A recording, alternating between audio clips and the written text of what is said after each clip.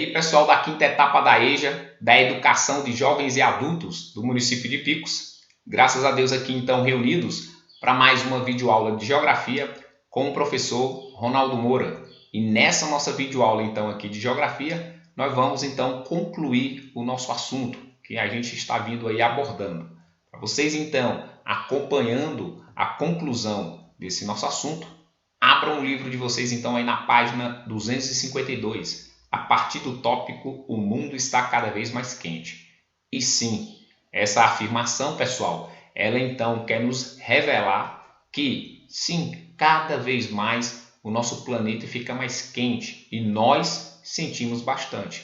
E tudo isso, pessoal, é provocado graças às grandes emissões de gás carbônico na atmosfera. Nós podemos dizer que as grandes emissões do gás carbônico ou CO2 na atmosfera é provocado pela constante queima de combustíveis fósseis, como a gasolina e o diesel, as queimadas, a queima do carvão pelas indústrias do mundo afora.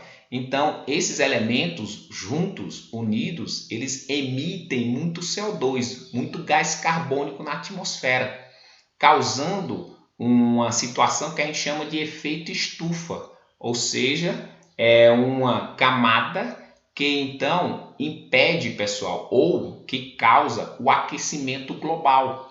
Então, o efeito estufa é uma camada que, consequentemente, praticamente nós podemos dizer, provoca o famoso aquecimento global, ou seja, torna o mundo cada vez mais quente e a gente é que sofre as consequências. Já na página 253, pessoal, tem o tópico "As conferências mundiais em defesa do meio ambiente". Então, sim, pessoal, até hoje existiram já várias conferências do clima para tentar solucionar, como por exemplo, o aquecimento global, diminuir as emissões de gás carbônico.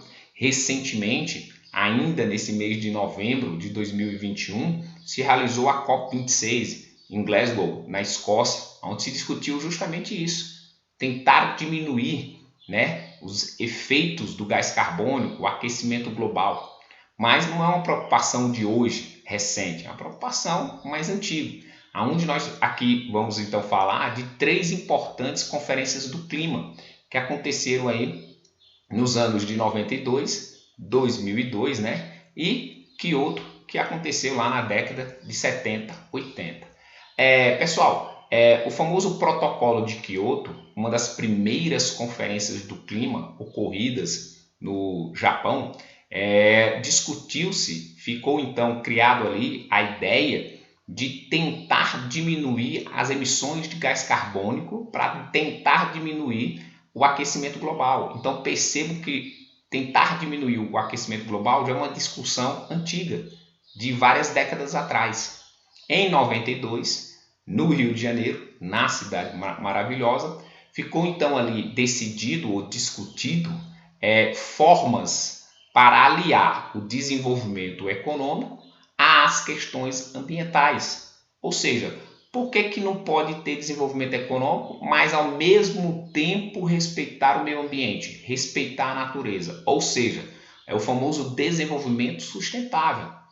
20 anos depois, de novo no Rio, aconteceu a Rio+20, aonde foram novamente discutidos formas, meios, mecanismos para atingir esse desenvolvimento econômico, sempre respeitando o meio ambiente. Ou seja, 20 anos depois, ainda tentava-se construir essa consciência de um desenvolvimento econômico sustentável. Tá certo, pessoal? Na nossa página 254 está aí, desenvolvimento sustentável. Como aliar desenvolvimento à sustentabilidade? Pessoal, nós podemos dizer que não é preciso, principalmente agricultores, pecuaristas, sempre devastar a natureza para aumentar sua produção agrícola cada vez mais. Por que não aliar uma produção agrícola responsável, sustentável? Ou seja, ele pode plantar ou criar animais em determinadas áreas. Quando ele colhe, ele passa ali então a ter uma política de reflorestamento. não necessariamente da área onde ele planta ou cria animais, mas de outras áreas próximas, as quais ele não ocupa, as quais ele não explora. Então, pode sim ser aliado o desenvolvimento econômico, a exploração da terra, a criação de animais, mas tudo isso baseado numa consciência, numa preocupação de sustentabilidade, de respeito ao meio ambiente, tá certo? E principalmente as indústrias pensarem em fazer uma produção industrial sem a queima do carvão. E até os automóveis, quem sabe, se mais cedo ou mais tarde, não só ficam existindo automóveis elétricos. Já existem, né? Mas ainda híbridos, elétrico, a bateria ou a queima de combustível fóssil ainda. Mas quem sabe, se mais cedo ou mais tarde não ficam só carros elétricos, a bateria e, consequentemente, combustíveis fósseis não desaparecem. E aí o meio ambiente agradeceria, tá certo? Já na página 255, atitudes sustentáveis. Ou seja, nós também podemos ter no nosso dia a dia atitudes sustentáveis. Uso consciente da água, né? Não ficar lavando a casa e a calçada com a mangueira e água ligada, né?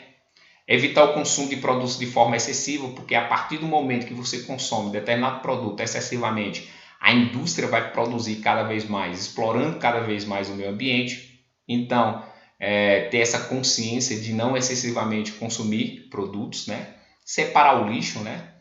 Metal, vidro, plástico, orgânico, separar o lixo. E outras medidas sustentáveis eu quis trazer aqui para vocês, né? Tente tomar no máximo, né, 2 banhos no dia, né, para economizar água, e se o chuveiro for elétrico também economizar energia, né? Sempre use pilhas e baterias recarregáveis, acender luzes a partir das 18 horas ou 6 horas da tarde, ir à padaria, mercado, casa de amigo de bicicleta, evitando utilizar outro meio de transporte como automóvel, moto, para não queimar combustível fóssil, né?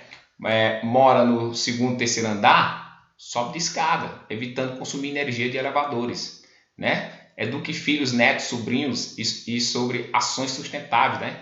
Fale como se educar, dentro do contexto de sustentabilidade, né?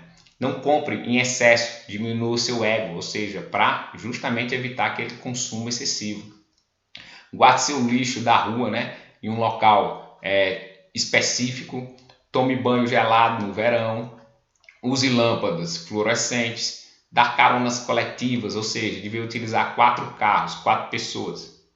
Por que não dar carona? Utiliza um carro, as 4 pessoas, né? E não troque constantemente de celular, né? Porque o celular também, suas baterias, elas trazem muitos problemas para o meio ambiente, tá certo, pessoal? Então são algumas dicas de sustentabilidade que nós também podemos fazer no nosso dia a dia, tá bom? Então a gente conclui por aqui. Tá certo, pessoal? Desejamos sempre para vocês bons estudos. Fiquem com Deus.